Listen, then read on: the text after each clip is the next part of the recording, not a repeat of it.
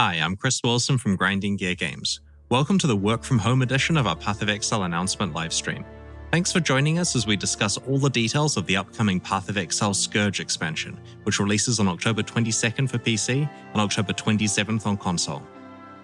For today's livestream, Twitch drops are enabled. Check out the link below the stream for more information on how to claim your free Dragonfly wings. First up, we'll showcase the trailer for Path of Exile Scourge. Then we'll take a deep dive through all the details of its challenge league and rewards. After that, we'll talk about the improvements we're making to Path of Exile's endgame and the various types of new aspirational content we're adding for you to benchmark your best characters against. Next up, we'll talk about some big improvements to the passive skill tree and we'll reveal this expansion's new skills. After discussing some balance changes and the new guild quality of life features, we'll head into a live Q&A stream where I chat with community streamer Ziggy D. Oh, and after the Q&A, we'll post the entire expansion's patch notes. I'm proud to present the official trailer for Path of Exile Scourge.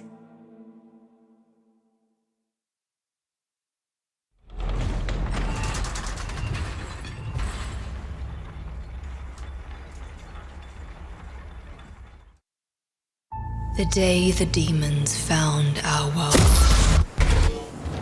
the innocent were first to die.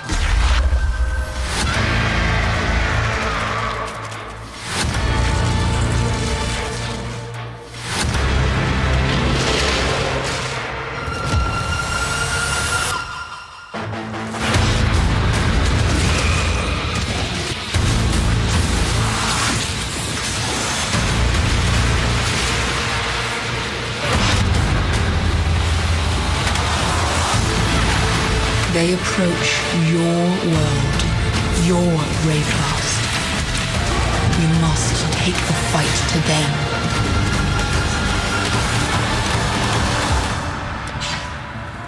Embrace the power of chaos. Become more than mortal. Face the nightmare.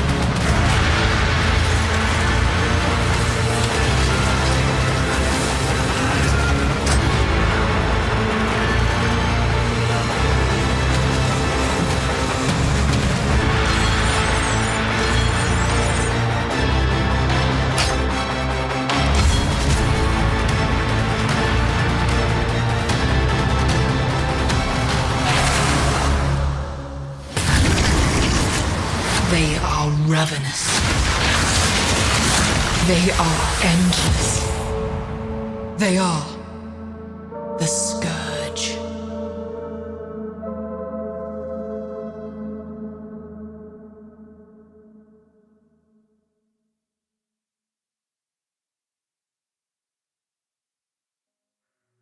The Path of Exile Scourge expansion contains a lot of new content and features that we'll reveal to you today. Let's start with its namesake, the Scourge Challenge League. Upon leaving Lionized Watch, you're startled by a figure appearing out of nowhere, trying to escape from something you can't see. She hands you a rusty-looking device called the Blood Crucible and urges you to implant it into your body. As you play through each area in the Scourge Challenge League, the Blood Crucible fills with the blood spilled by monsters you have slain. Once it reaches a certain threshold, you're able to activate the device. This will instantly thrust you into a parallel reality, an alternate Raycast where some form of apocalyptic event is occurring. This Raycast is overrun by demons known as the Scourge. They're powerful, dangerous, and come in many forms. The more blood you have collected, the longer you can stay shifted into the parallel Raycast. But the longer you stay, the more damage you'll take. When the Crucible's blood runs out or you choose to shift back, you are instantly returned to your original location in our Raycast to continue your journey. So why enter an alternate reality to fight a horde of ravenous demons?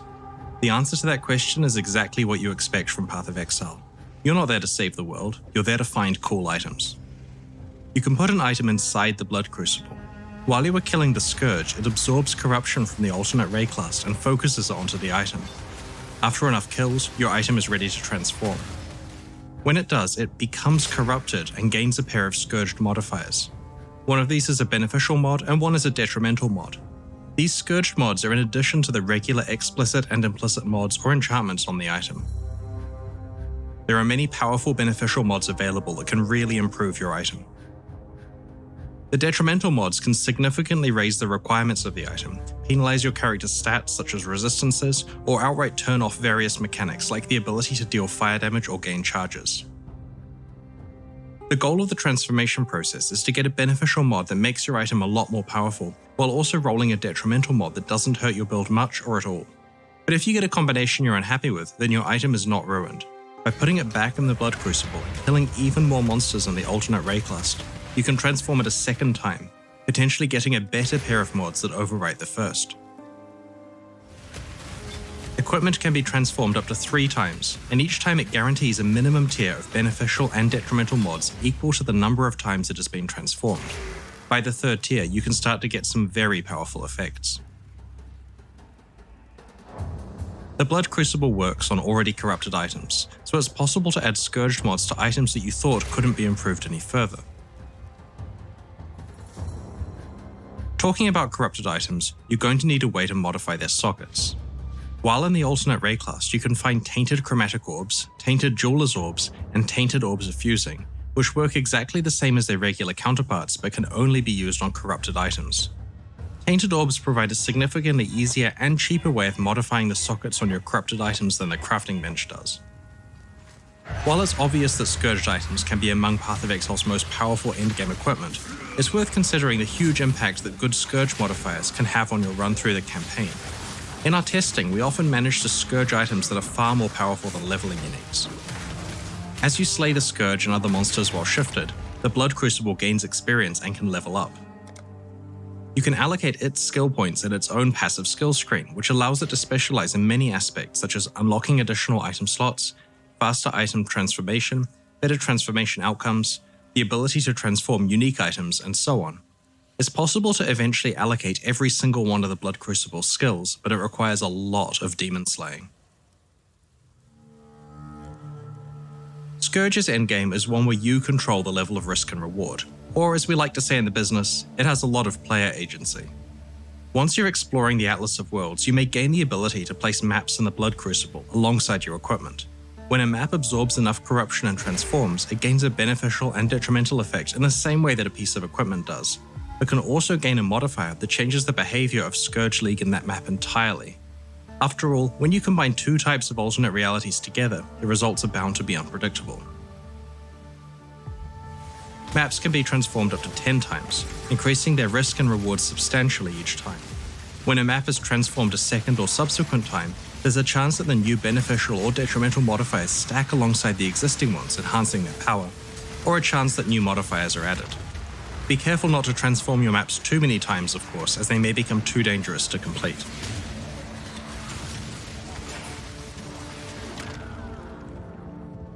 Path of Exile Scourge introduces 6 new unique items, of which 3 have been added to the core drop pool and 3 can be found in specific aspirational content that we'll reveal later in the livestream. Ulnatol's Vow is an amulet that effectively enables you to turn any 6-linked body armor into a 7-link. Support gems you socket into this amulet apply to skills in your body armor. While specific mods on items have allowed players to create 7-link skills in the past, this amulet lets you choose whatever support gem you want, including corrupted or awakened ones. It's only possible to find this unique item in specific content that we'll reveal later in the livestream. The new Mageblood belt is one of the most powerful unique items to ever exist in Path of Exile. It permanently enables a number of your utility flasks, providing their benefits constantly with no work required on your part. This belt means that regardless of what your build is, you'll sustain your utility flasks during 100% of gameplay, even long boss fights. Mageblood is in the core drop pool and is exceptionally rare. Early next year, we will release a huge overhaul of Path of Exile's Atlas of Worlds endgame in the 3.17 expansion. In the meantime though, our October Scourge expansion introduces a bunch of changes that speed up how quickly you can set up and progress through your Atlas. We're also introducing more types of ultra-challenging endgame content for top players who want to put their best characters to the test. In order to substantially shorten the length of the Atlas grind, we have reduced the number of regions from 8 to 4. This implicitly reduces the number of watchstones required from 32 to 16. We have also reduced the number of maps on the Atlas, so it's now approximately 100 plus the unique maps. We've rebalanced the bonuses for completing content so that by the time your atlas is fully unlocked, you'll receive a slightly higher level of benefit than you did before. Because the number of regions has been halved, so have the number of atlas passive trees. There are now 4 plus the Uncharted Realms. We've made each tree slightly larger and removed some less frequently used or duplicated skills. You'll still be awarded the same number of atlas passive skill points as before. With these changes, each map you play constitutes far more progress than it previously did. About half as much work is now required to reach Path of Exile's ultimate endgame. We've made some other changes to streamline the endgame also. For example, now when you unveil a modifier, all tiers of that modifier are immediately unlocked at the crafting bench. This applies to every veiled modifier, including the very rare ones. Many of Path of Exile's past leagues have an endgame component that is designed to challenge the best players with the best builds. Over time, more and more of Path of Exile's experienced players have managed to defeat the game's hardest content. Our most difficult endgame content doesn't pose as much of a challenge as it once did. In the Scourge expansion, we have added a set of new aspirational content, uber versions of Breach, Blight, Legion, an extension to Delirium's Simulacrum, and a revamp of Delve. Breach's endgame involves running Breach Stones, which can be placed in the map device to open portals to a Breachlord's domain. For each Breachlord, there are currently 4 tiers of Breach Stones, and you can upgrade between them using blessings. Path of Exile Scourge introduces a new tier, Flawless Breach Stones. These can't be obtained via blessings, but are instead found in the Maven encounters where you fight the Breachlords in their most challenging forms. These Flawless Breach Stones require a substantially more powerful character to complete, but have rewards appropriate for their difficulty. Existing Breach Stones now have 2 random modifiers, from a pool that doesn't include build disabling ones, such as not being able to leech, and the new Flawless Breach Stones have 4 of these modifiers, which represents a significant jump in difficulty. They can drop special versions of the Grasping Male body armor, which has a specific fractured modifier themed around the Breachlord of that domain. The Ulnatol's Vow unique amulet we revealed earlier can only be obtained through Flawless Breach Stones. All Breach Stones have been modified so that the items you earn from monsters are now dropped in a spiral at your feet when you complete or fail the event. In addition, rare monsters and Breach domains drop an additional random reward types such as scarabs, maps, or divination cards, with Flawless Breach Stones adding 2 additional reward types. All Breach Stones are far more rewarding than before. Blighted maps were previously our pinnacle Blight content and could be anointed up to 3 times to increase their difficulty and rewards. In the Scourge expansion, while you're playing Blighted maps, you may find a Blight Ravaged map. These have increased monster difficulty and are always monster level 85. They can be anointed up to 9 times with up to 3 of any one type of anointment. These incredibly challenging encounters can also yield one of Scourge's powerful new unique items. In Legion, you can combine up to 5 timeless emblems to enter the domain of timeless conflict.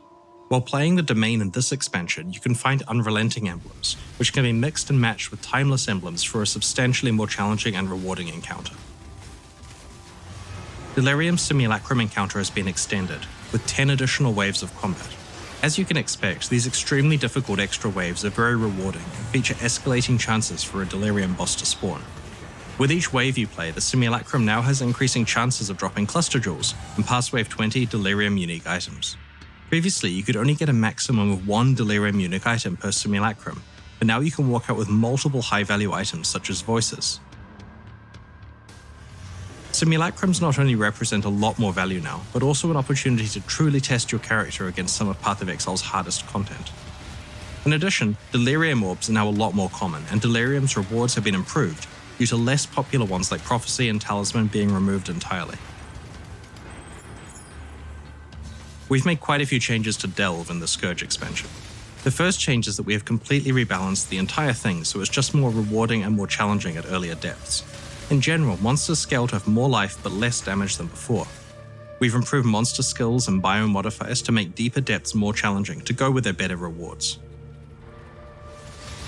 Due to these changes, we've wiped the standard Delve ladders but have retained your previous depth on your characters. To get back on the ladder, just play at whatever depth you were still able to complete. We've also improved the Delve catch-up mechanic. Previously, if you entered Delve for the first time at level 90, you'd be taken to a depth that is the equivalent of Tier 1 maps. Now we'll be taken to the equivalent of Tier 13 maps. This means that if you want, you can essentially ignore Delve until the late game rather than having to play as you go. We've increased the base soul fight cap from 600 to 1200. Underground cities are now more common, and you'll encounter bosses more often, including all. You can rarely find fractured items with delve modifiers on them. We've also increased fossil and resonator availability throughout the Azurite mine. Fossil availability outside of delve has been reduced. All resonators dropped are now chaotic resonators, with alchemical resonators not dropping anymore. We've also improved the least powerful fossils. It has been a long time since we've done a big rework of Path of Exile's iconic passive skill tree. The Scourge expansion includes quite a lot of changes, and before I list them, I want to emphasize that our goal here has been to keep the tree as similar to before as possible. All of your years of muscle memory will not be wasted. The tree will still feel like the back of your hand despite our changes. While planning this rework, we examined every aspect of the passive skill tree. We reviewed and improved each of the tree's class start areas, we added new clusters of skills, improved existing ones, and concentrated power more directly on each skill's primary function. The process of doing this identified that many passive skills had niche stats that didn't matter to most characters or distracted away from the purpose of what the skill was trying to do. When we took niche stats away from a skill, we buffed the primary function of the skill so that it was more concentrated on one purpose. While I'm sure that powerful passive skills sound great to you, you're probably wondering what happened to all of those niche stats. You see, while we were doing this revamp, we realized that specific build-enabling niche stats appearing in specific locations on the tree actually constrained players' passive builds in quite severe ways. Players who wanted to get several specific niche stats often had little flexibility with the rest of their tree because they had to plan around getting to the specific clusters that had those niche stats in them. We decided we wanted to solve both problems at once here, to move niche stats off the main tree, but also to provide a way to get them, preferably from many different locations all over the passive skill tree. And that's how we came up with a passive masteries system. Outside of the class start locations, all passive skill clusters that have a notable passive in them now contain a passive mastery. When you allocate the first notable passive in each cluster, a mastery becomes available to allocate in that cluster.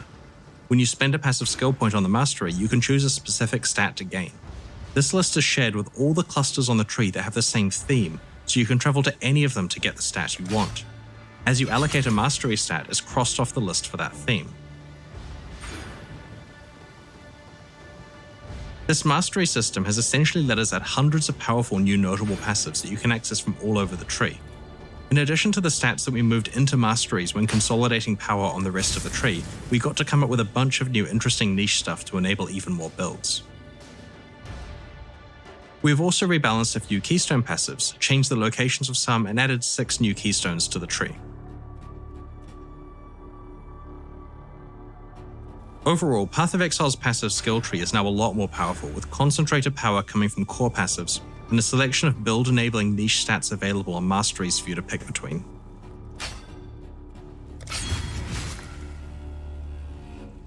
Path of Exile Scourge introduces a whole variety of new skill gems with many different purposes. 2 of them are new concepts unlike anything we have done before. These ones are designed to immediately create entirely new builds that have a lot of potential. There's also a utility skill that will help characters stay alive, a variation on an existing skill gem, and 6 new gems designed for party play. Let's go through the new skills. Energy Blade is a new skill that transforms your melee weapons into, well, energy blades. A large portion of your energy shield is converted into the lightning damage that these blades deal. This opens up an entirely new melee energy shield archetype, where you want to stack as much energy shield as possible to get the most powerful blades you can. Conveniently, the defenses rework in this expansion is very compatible with this plan. Temporal Rift is a new utility skill that allows you to rewind your character's state by 4 seconds. After activating the skill, it starts storing your position, life, mana, and energy shield values every quarter second. When you use the skill again, you will reround back to 4 seconds ago. The build shown here uses the Forbidden Rite skill introduced in the last expansion. This skill does a lot of damage, but also hurts the caster when used. Temporal Rift allows this player to snapshot their full life orb, cast Forbidden Rite a lot, and then revert back to full life to keep casting. Not only is Temporal Rift incredibly useful in hardcore mode for obvious reasons, or while exploring maps efficiently, but it also enables some interesting tricks with mana. Come to think of it, it'll be pretty cool in Delve as well if you don't mess up the timing. Temporal Rift also prevents temporal chains from affecting you while it is in use. Tornado is another new skill. As the name suggests, it creates a tornado that relentlessly moves towards enemies and pulses with damage. While the tornado is forming, you have a couple of seconds where it will absorb damage from projectiles you hit it with. Fire as many projectiles as you can into it during that period and it'll power up, greatly increasing its damage output. In the Expedition expansion, we introduced a skill called Explosive Concoction. Based on player feedback, we are improving the skill so that its projectiles are thrown faster, have a higher base crit chance, and have greater speed. Now that we feel that Explosive Concoction is sufficiently powerful, we are introducing a similar new skill called Poisonous Concoction. As the name implies, this one deals poison damage rather than fire damage, and consumes charges from your life flasks rather than your elemental flasks. Poisonous Concoction scales its damage based on how much life the consumed flasks recover, which encourages you to craft your flasks to take advantage of this.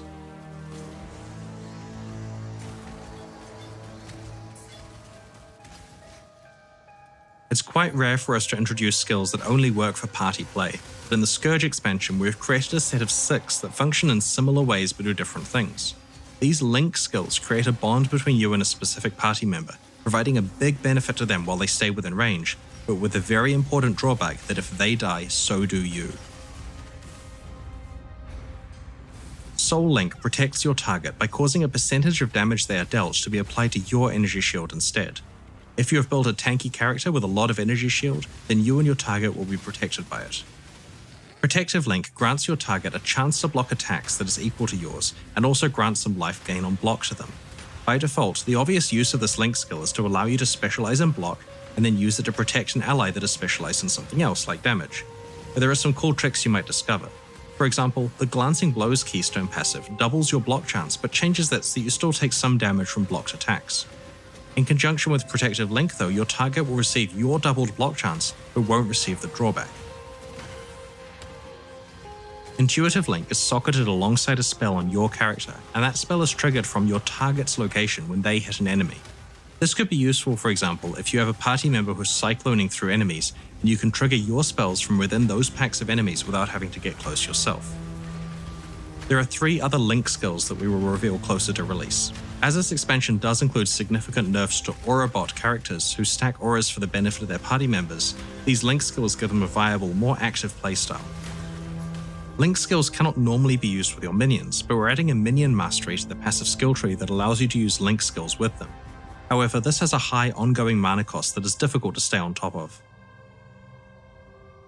In Path of Exile Scourge, we've done a lot of balance work improving flasks, ailment mitigation, general character defenses, and elemental damage over time. We've made some changes to how stacking auras and curses works, and have buffed most awakened support gems. We've posted about the changes we intend in the last couple of weeks, and have been iterating on these changes based on testing and your feedback. We are posting the full Scourge patch notes after the Q&A portion of this livestream, so we'd encourage you to check out the full details of the balance changes there. We first introduced guilds alongside Path of Exile's initial release in October 2013. Our guild leaders and members have been patient for a very long time, and after 8 years, we're rewarding that patience with a wave of guild quality of life features. As a game about items, the functional heart of a Path of Exile guild is its stash. You can finally control-click items into and out of your guild stash and access other features such as the drop-down list of stashes, drag-and-drop stash ordering, affinities, etc. We have also introduced guild versions of all of the types of premium stash tabs, so guilds can finally enjoy popular tabs such as currency or map tabs. While shared guild tabs are a little more expensive than individual tabs because of their server costs and development overhead, we have bundled all of the exotic ones together in a single discounted bundle for guilds that want to invest in the whole lot at once. We have also added the ability to export a CSV file of your guild stash activity log for convenient auditing. We wanted to pair functional with fun, so we have introduced guild hideouts. Guild leaders can select any in-game or microtransaction hideout that they have unlocked and create a guild hideout based on that template. These hideouts are a great place to hold guild meetings or to just have as a space for members to meet up between maps. If you're hanging out in your guild's hideout, you can use its map device as though it was your own. We understand that not everyone is in a guild, so there's one hideout-related feature that we wanted to mention. We have entirely removed the favor system from Path of Exile.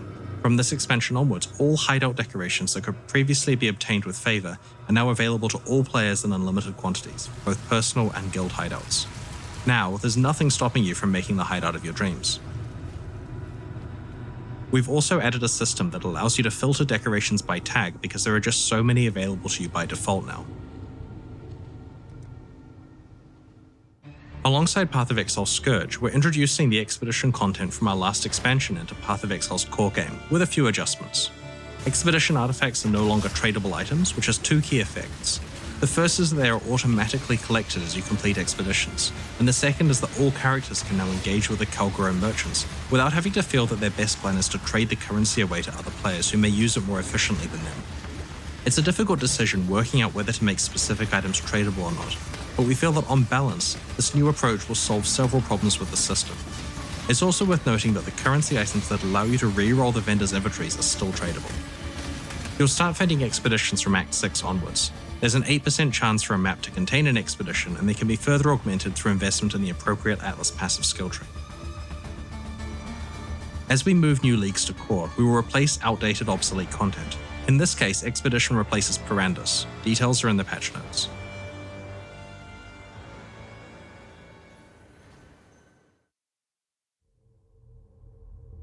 While clicking on items is a critical part of playing an action RPG, there's a fine line before it becomes a chore, and we're trying hard to make sure that clicks on items come with appropriate reward.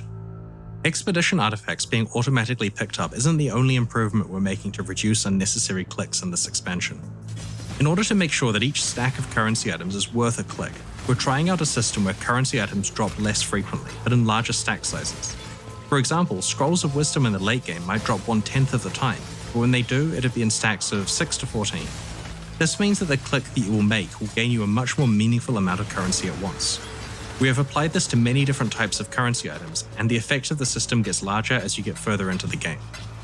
In addition, we've had a look at instances where item drops happen simultaneously, and we've made it so that items that can drop in stacks will automatically do so. This includes at the end of delves, incursions, rituals, blight encounters, breach zones, and the simulacrum.